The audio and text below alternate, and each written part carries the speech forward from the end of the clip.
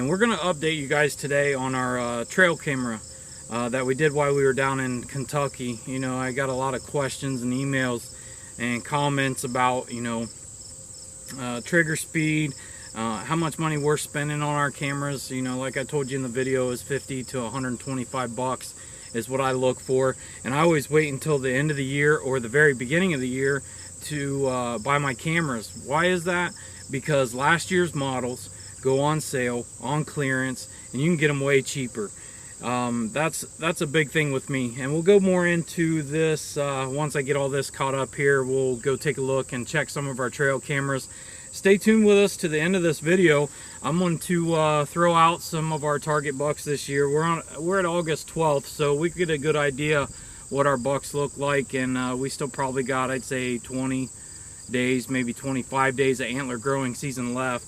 So these ones that we got on our hit list are only going to get a little bit bigger. Stay with us, folks. Evolved Bow Hunting Outdoors.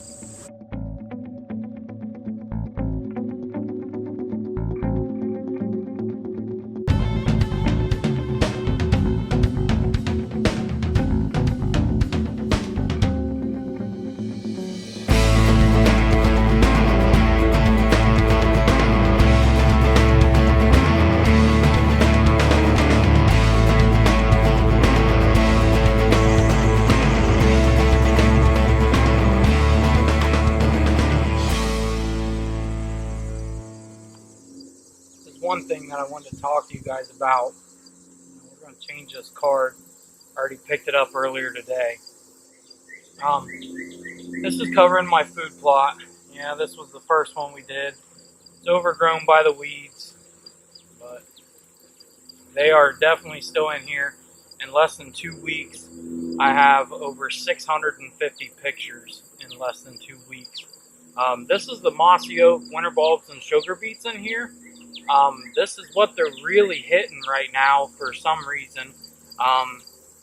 The greens and beets down on the bottom didn't do very well, but up top the frigid forage did pretty well, and they haven't quite really started hitting that. They're really liking the winter bulbs and sugar beets, which is to be expected with all that sugar in there. So with this trail cam stuff, you know, again, this is a cheap camera. I rarely get blank photos or rear end photos, you know, things like that. The reason why, it's all determined on how you set your camera up. I know the deer come from straight behind the video camera there and work this way, or they come from down here to the right and work up this way at an angle to the camera. They don't cross right in front of the camera. So if you play your angles with your cameras with your slower trigger speeds, these are cheaper cameras. There's no need to buy these expensive cameras. And set your PIR sensitivity to medium. That way the least little bit of brush that blows doesn't set your camera off. Those are the things that I've found that work the best. This is a Stealthcam, like the ones that I showed you guys in my last video camera video. This one came in a set. It was like $63 for 2 of them. You know, it's not expensive. It's not a high-end camera, and it doesn't cost me a lot of money. You know, all this hype with all these big cameras, some of them are upwards of $600. You use your cameras right, even the ones with trigger speeds of a second to a second and a half. If you set them up to angles of the trails instead of 90-degree angles, where the deer is either coming into the frame or going out of the frame, you're not going to notice the difference. Stick with these cheaper cameras. They're going to be your better way. This one's got the IR lenses. We'll show you a few more here in a minute. The Wildgame Innovations, the Cloak, the Mirage. Those are the 2 that I really like the most.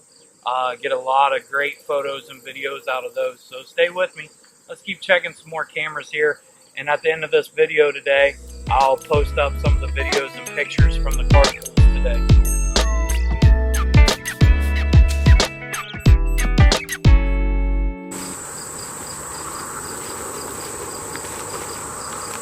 This here is one of our mineral sites, and you can see the last trophy rock is gone, so we're going to put out another one. Here's the deal. Going back to this camera stuff, think about it for a second. We know the deer is going to spend a pretty good amount of time here. So what we did, we put one of our cheaper cameras with a really slow trigger speed on this set right here. Why? Because we know the deer is going to hold up right here for a few minutes. Alright, when the deer does that, it's going to catch that deer because it's going to be in the sensor area a lot longer. Therefore, the trigger speed on that camera has enough time to react to the deer being in its PIR. So there's another tip for you. Let's keep going, check some more cameras, and we'll go from here.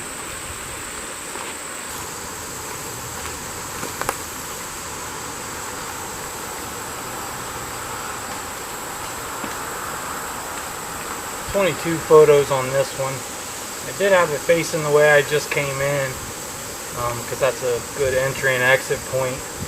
But down here there's a little creek. And right over here I got a stand set up on the edge of the pond.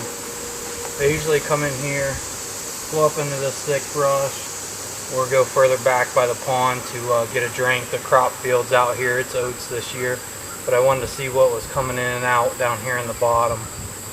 So 22 pictures, 2 weeks.